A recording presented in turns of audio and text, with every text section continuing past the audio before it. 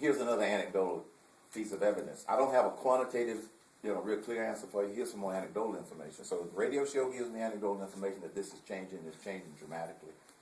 But I go to a very large church in Atlanta. We have about 13,000 members. It's a Baptist church. It is a mixed church. We have 99.95% black. It's diverse.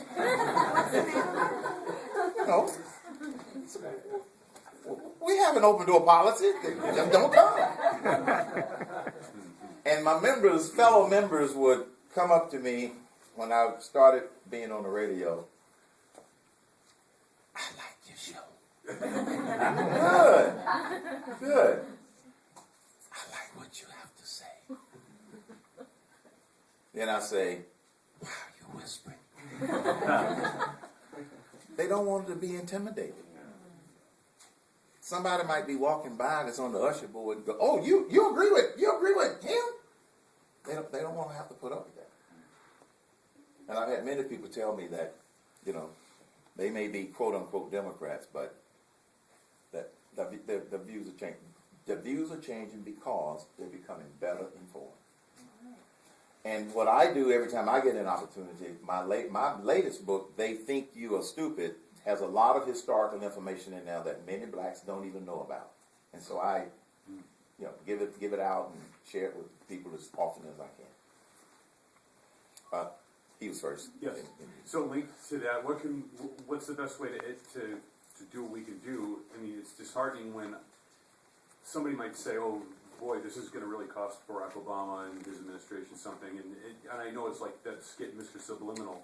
Yep. The media is going to kind of wave their Jedi hand and kind of cause this mass, as if it never happened, as if it never existed. So, what power then do we have? I mean, is it your resources that we can just hand out onesie-twosie? Yep, you can do that, but here's the other thing. Look in your community and in surrounding communities. There are some black conservatives that you may not even know about who are taking the message to the black community. Mm-hmm. And see what you can do to help them. As an example, when I lived in Omaha, Nebraska, there was a fellow by the name of Joe Edmondson who was a quadriplegic, and he was running a youth organization in the black part of Omaha. So I helped his organization raise money. I helped to provide resources for his organization because he was taking the message of self-empowerment to the black community with these young kids. Mm-hmm. So look around your community and see some of these natural voices out there that you can help them do what they're doing. There's a lady by the name of Star Parker out of California. Star Parker has an organization you may have heard of.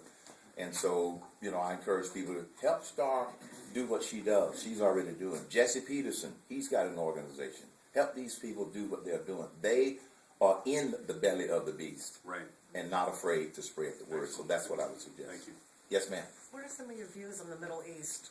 Middle East? It seems like we're giving so much money there and wasting money, and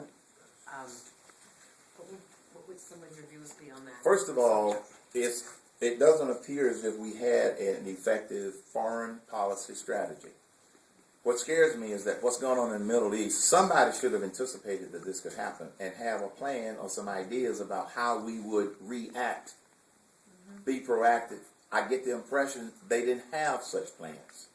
So the first thing we need to do is have a real clear foreign policy position with every country, friend or foe.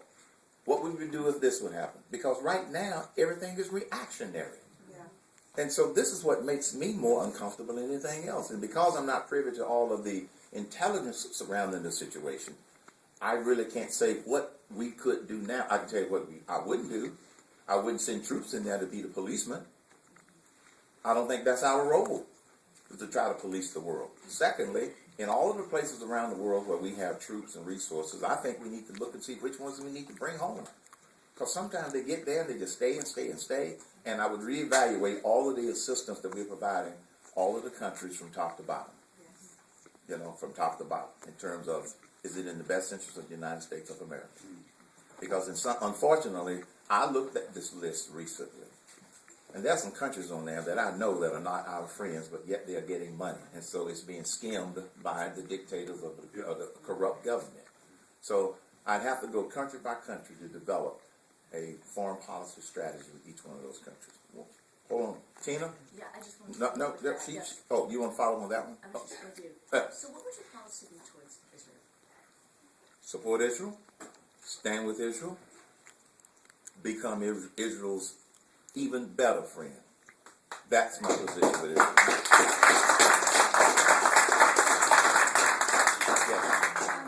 Everything going on in Wisconsin and how Barack Obama's line is not to demonize the workers.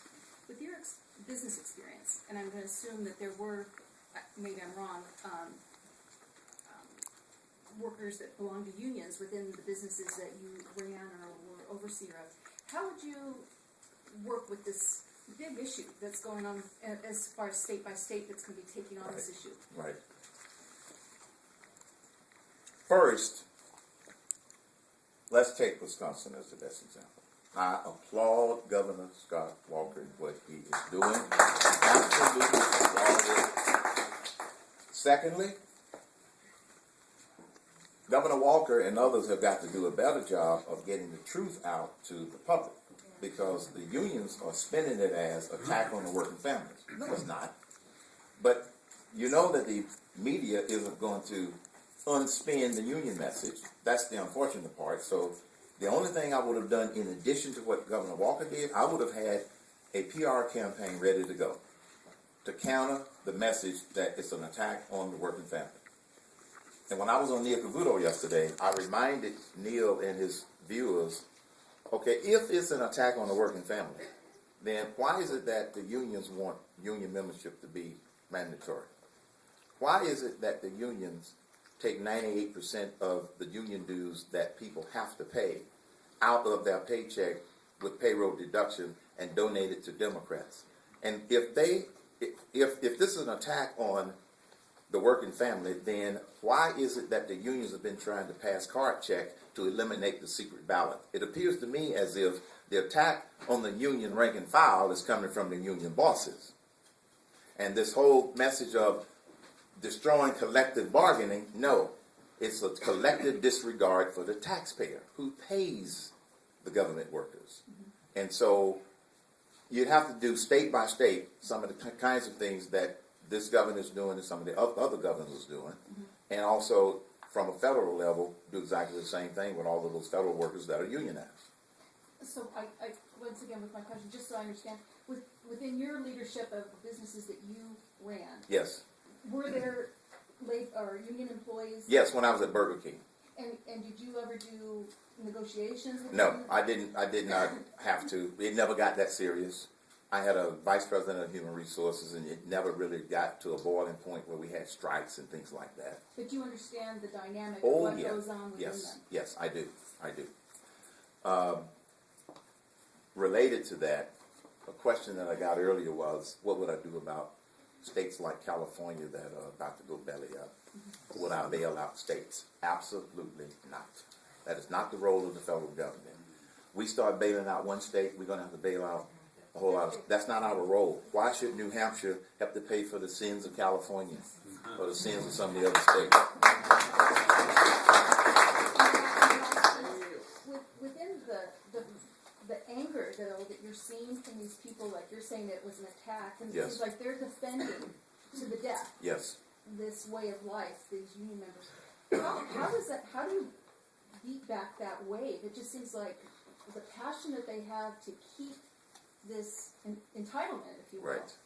How do we work through that? Because it seems it's very intimidating at times. I mean, it takes a strong person to, like Governor Walker, to stand up against all that.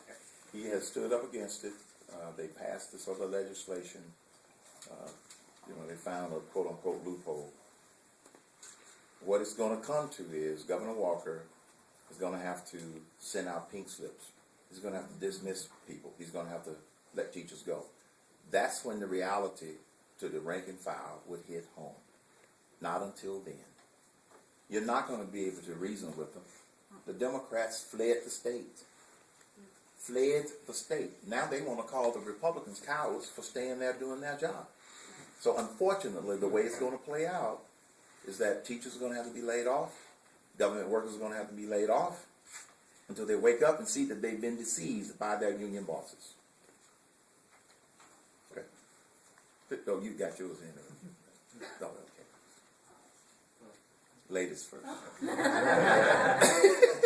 you. With all the young people here, can you kind of explain sort of a timeline of how you go about running for president? Sure. Just some basics for. So I'm already planning. VP, right? Can I be your VP? You have to be 35 to be VP. I hate to break the news to you, John, okay? It's John, right? Yeah. That's John Mark. You gotta be 35 to be VP, all right? So you gotta ways to go. Huh? Not exactly. But I like your determination, you know? I'll get there. I'm gonna join a union. And good, I'd have one more whose knees I'll have to cut out.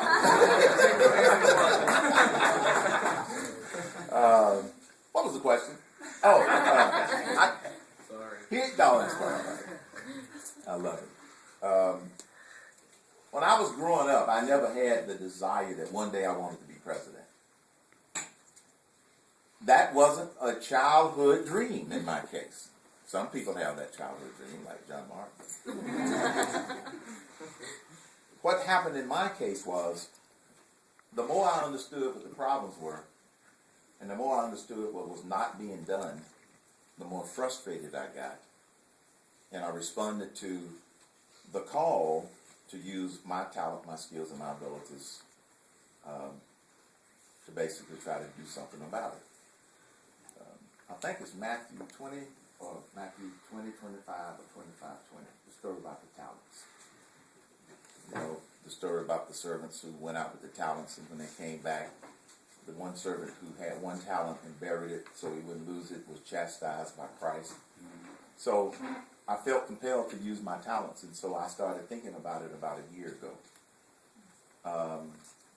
And then last March, I started thinking even more seriously about it. So when you start thinking about it, there are two things you have to ask around to your friend. One, who ask people who are going to tell you the truth.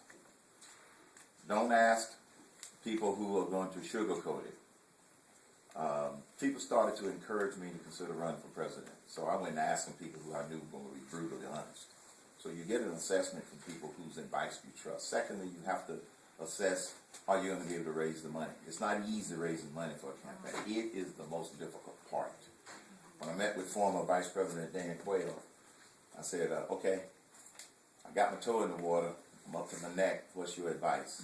He said, raise money, raise money, raise money.